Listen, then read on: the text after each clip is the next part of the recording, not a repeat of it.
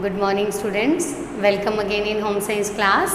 बच्चों, previous class में हमने कॉटन फैब्रिक की, कपास वस्त्र की निर्माण प्रक्रिया के बारे में पढ़ा था।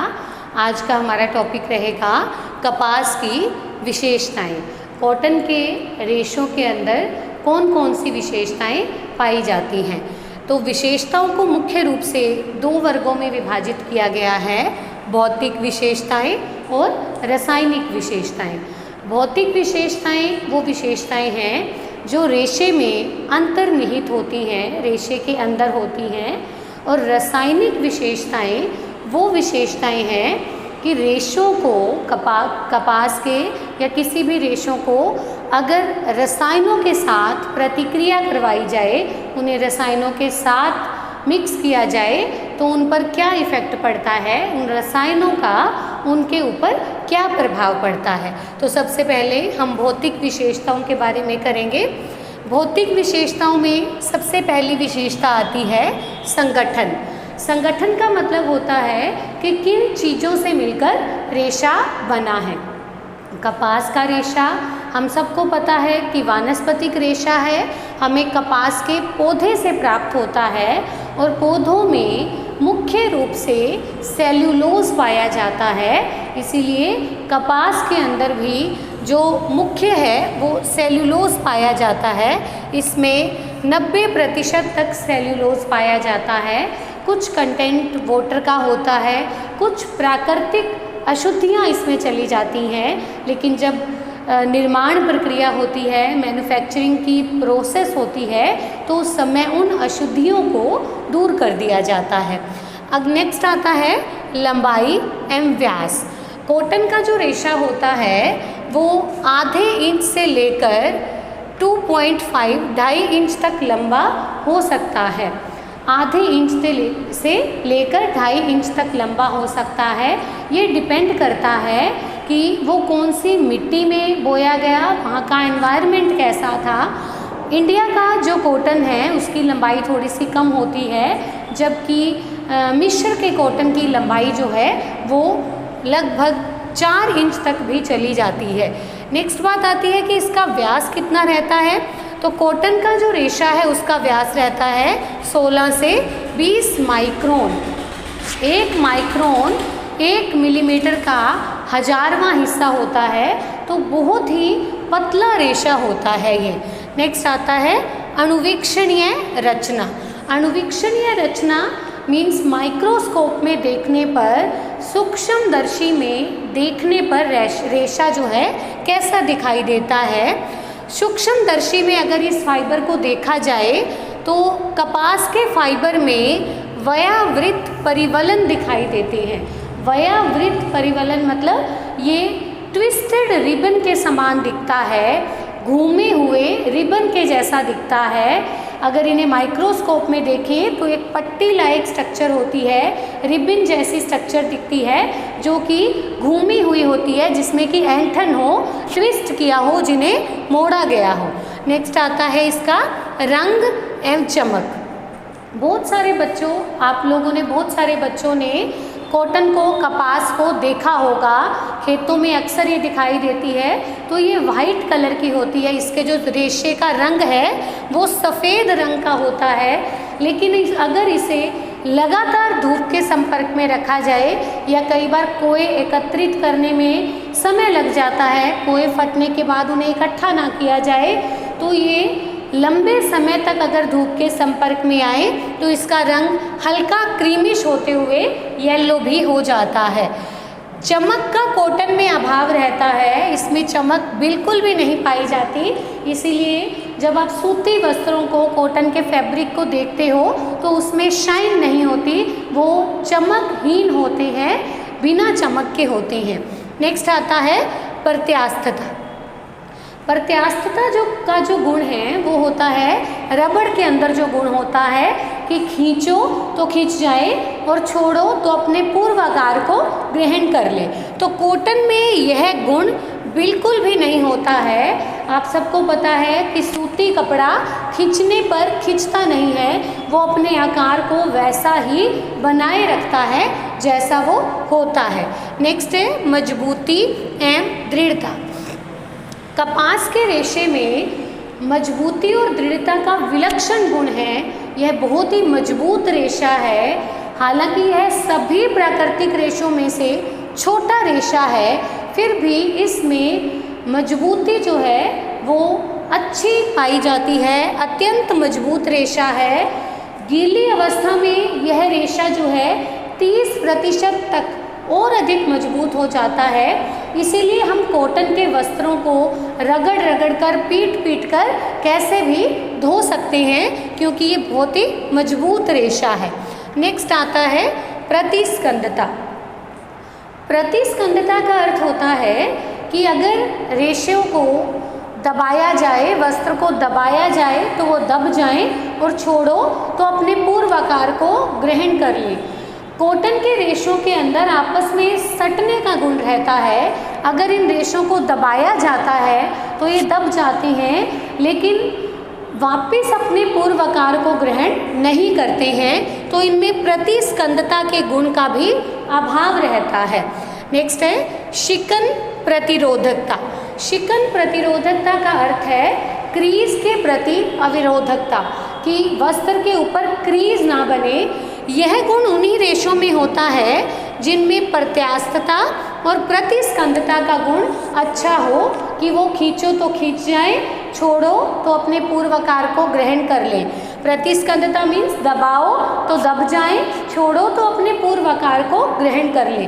तो कॉटन में ये दोनों ही गुण विद्यमान नहीं है, तो इसीलिए कॉटन में शिकन प्रतिरोधकता का गुण भी विद्यमान नहीं है। अगर इसमें शिकन पड़ जाती है, क्रीज बन जाती है, तो वो वैसे ही बनी रहती है जब तक कि हम उसको तेज गरम इस्त्री नहीं करते हैं। इसे सिर्फ प्रेस से ही हटाया जा सकता है।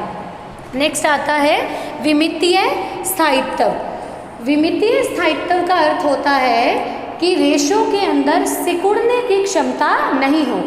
कॉटन के रेशों में विमितीय स्थायित्व का मतलब अपने ही आकार में बने रहने का विलक्षण गुण है, परंतु जब इससे वस्त्र निर्माण का कार्य होता है तो कुछ परिसज्जा एवं परिष्कृतियों के द्वारा इसमें विमितीय स्थायित्व का अवगुण आ जाता है कि ये रेशे जो है श्रिंक होने लग जाते हैं। रेशे श्रिंक नहीं होते, बल्कि जो वस्त्र है वो श्रिंक होता है।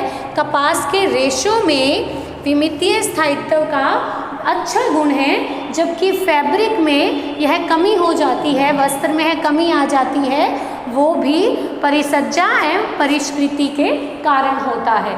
नेक्स्ट है ताप संवाहकता। ताप संवाहकता मीन्स ताप को बाहर निकालने की क्षमता। तो कॉटन के रेशों में, सूती वस्त्रों में यह एक अद्भुत गुण है।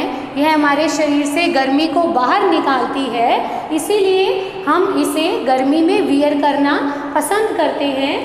नेक्स्ट है प्रकाश का प्रभाव। तेज धूप का रेशों के ऊपर प्रभाव पड़ता है, लेकिन हल्के प्रकाश से रेशों पर कोई प्रभाव नहीं पड़ता। परंतु रेशे अगर लंबे समय तक तेज धूप में पड़े रहेंगे तो उसका उन पर असर पड़ता है और रेशे फटने लग जाते हैं, नष्ट होने लग जाते हैं। नेक्स्ट है रगड़ का प्रभाव। रगड़ का इन रेशों पर कोई प्रभाव नहीं पड़ता। सूती रेशा मजबूत रेशा है, रगड़ का, घर्षण का इसके ऊपर कोई प्रभाव नहीं पड़ता। इसीलिए सूती वस्त्रों को रगड़ रगड़ कर, पीट कर, ब्रश से भी रगड़कर वॉश किया जा सकता है। नेक्स्ट है दाहता। दाहता मतलब सूखे ताप का प्रभाव। सूती रेशे जो हैं वो सूखे ताप को ग्रहण करने के लिए अत्यंत क्षमता रखते हैं। हमें इनके ऊपर तेज जो है इस्त्री करनी पड़ती है, तेज प्रेस का यूज़ करना पड़ता है। लेकिन अगर आयरन का टेम्परेचर, प्रेस का टेम्परेचर बहुत अधिक हो जाए तो इनके रेशे झुलसने लग जाते हैं और उनका रंग जो है वो सफ़ेद से या यूँ कहें झुलस करके ब्राउन या फिर जो है डार्क कॉपर कलर का होने लग जाता है। नेक्स्ट है स्वच्छता एवं धुलाई। सूती रेशा जो कि छोटा रेशा है, छोटे छोटे रेशों से धागा बनता है, तो इस धागे के ऊपर, वस्त्र के ऊपर फुज्जीदार स्ट्रक्चर रहती है। ये वस्त्र चिकना नहीं होता है, यूँ समझ ले खुरदरा स्ट्रक्चर होती है। तो इस वस्त्र के अंदर मिट्टी धूल बहुत जल्दी प्रवेश कर जाती है, गंदे जल्दी होते हैं ये वस्त्र, लेकिन इनकी स्वच्छता एवं धुलाई भी बिल्कुल आसान है, क्योंकि इन्हें किसी भी प्रकार के साबुन से, शोधक पदार्थ से धोया जा सकता है। साथ ही गीले होने पर ये मजबूत हो जाते हैं, इसलिए इनकी धुलाई और भी आसान हो जाती है। इन्हें रगड़ रगड़ कर, ब्रश से उबाल करके सोडे के अंदर, क्षार के अंदर किसी भी प्रकार धो सकते हैं, तो इनकी स्वच्छता एवं धुलाई भी बिल्कुल आसान है। नेक्स्ट आता है सिकुड़न। पहले ही पढ़ा है कि इन रेशों में सिकुड़न नहीं होती है, विमितीय स्थायित्व का अच्छा गुण है, रेशे नहीं सिकुड़ते। लेकिन वस्त्र निर्माण के बाद, वस्त्रों में खींचातानी होने के बाद, कुछ परिसज्जाओं के बाद वस्त्र में सिकुड़न का जो अवगुण है वो आ जाता है। नेक्स्ट है विद्युत संवाहकता। विद्युत संवाहकता मतलब विद्युत को बाहर निकालने की, इलेक्ट्रॉन्स को बाहर निकालने की क्षमता। तो हमारी बॉडी के अंदर घर्षण से, बॉडी के ऊपर घर्षण से वस्त्र के जो इलेक्ट्रॉन्स बनते हैं, जो विद्युत चार्ज बनता है, ये रेशे उस विद्युत चार्ज को हमारी बॉडी से बाहर निकाल देते हैं, जिसके कारण हमें सूते रेशों से कोई भी करंट नहीं लगता इनको उतारते टाइम, ना ही हमारे जो हैं रोम इससे खड़े होते हैं। तो इन रेशों में विद्युत संवाहकता का अद्भुत गुण है। नेक्स्ट है अवशोषकता। कॉटन के रेशों में अवशोषकता का भी विलक्षण गुण है।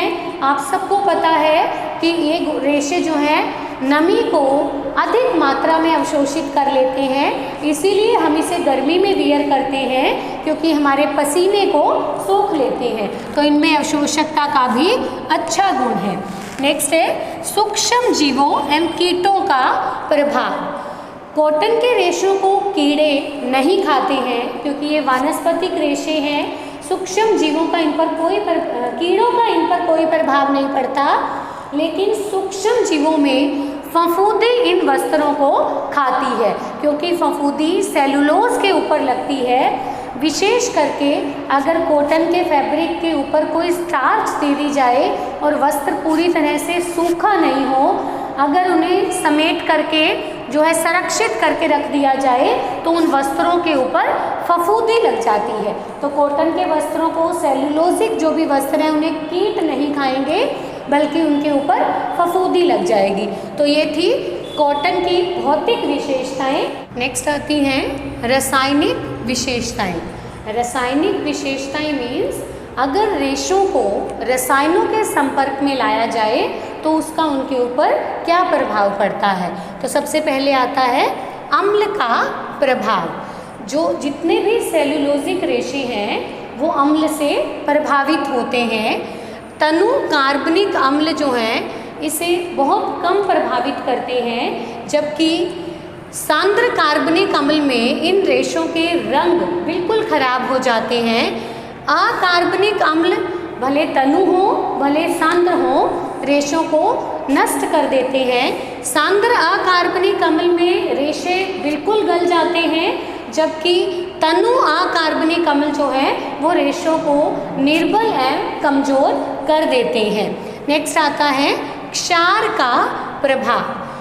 तनु क्षार जो है वो रेशों पर कोई हानिकारक प्रभाव नहीं डालते हैं, इसीलिए हम सूती वस्त्रों को जो सिंपल साबुन है उससे वॉश कर लेते हैं, क्योंकि सिंपल साबुन के अंदर जो है वो तनु क्षार होता है, साबुन क्षार से ही बना होता है, तो वो सूती वस्त्रों पर कोई हानिकारक प्रभाव नहीं डालता। लेकिन सांद्र क्षार के अंदर सूती वस्त्र जो है वो बिल्कुल गल जाते हैं, वो नष्ट हो जाते हैं। नेक्स्ट आता है विरंजन का प्रभाव। विरंजन मतलब ब्लीच। तो कॉटन के जो फैब्रिक हैं उन पर तनु ब्लीच का कोई प्रभाव नहीं पड़ता। जब भी वस्त्रों पर ब्लीच किया जाता है तो उसे डाइल्यूट करके, तनु करके ही उपयोग में लाया जाता है। सांद्र ब्लीच जो है वो रेशों को कमज़ोर कर देते हैं, नेक्स्ट आता है पसीने का प्रभाव। पसीने से वस्त्र जो है वो रफ होने लग जाते हैं। जहाँ जहाँ पसीने के संपर्क में वस्त्र आता है वहाँ उसकी जो है स्मूथनेस है, जो उसकी स्ट्रक्चर है रेशों की, वो खराब होने लग जाती है। विशेष करके अगर पसीना अम्लीय प्रकृति का है तो वो रेशों को और अधिक नष्ट करता है। नेक्स्ट आता है रंगों का प्रभाव। कॉटन के वस्त्र के ऊपर रंग अत्यंत शीघ्रता से चढ़ते हैं, लेकिन साथ ही जब इन्हें वॉश किया जाता है तो रंग उतरते भी बहुत ही जल्दी हैं। इसीलिए रंगाई करते समय रंगों के पक्केपन के लिए बहुत सारे अन्य रसायनों को साथ रंगों के मिलाना पड़ता है, जिससे कि रंगों का पक्कापन बना रहे। तो ये थी रासायनिक विशेषताएं। नेक्स्ट क्लास में हम नेक्स्ट फाइबर लिनन के बारे में करेंगे। Thank you.